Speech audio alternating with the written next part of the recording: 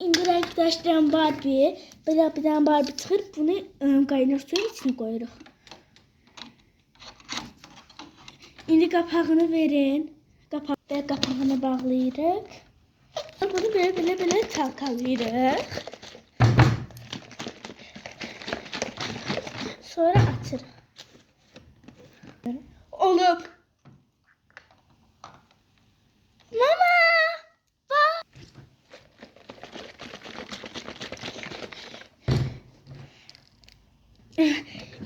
Baxın, belə eləyirik.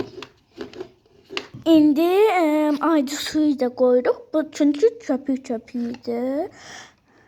Böyle yine kapağını bağlayırıq.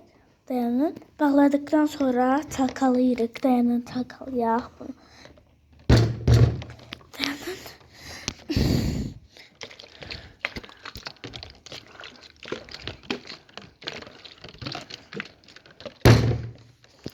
İndi açaq.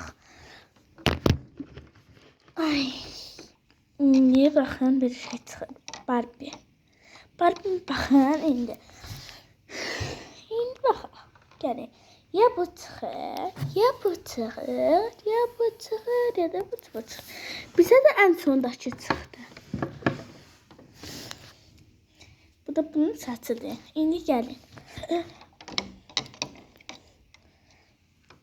İndi Barbie oldu ama yerə tökülə bilər. İndi sarı bunun saçı çıxır. Beləyək.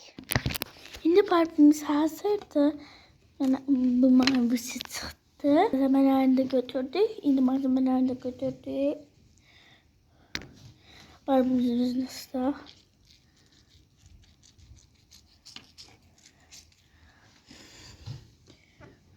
Ben sonra bunun yüzünü silək.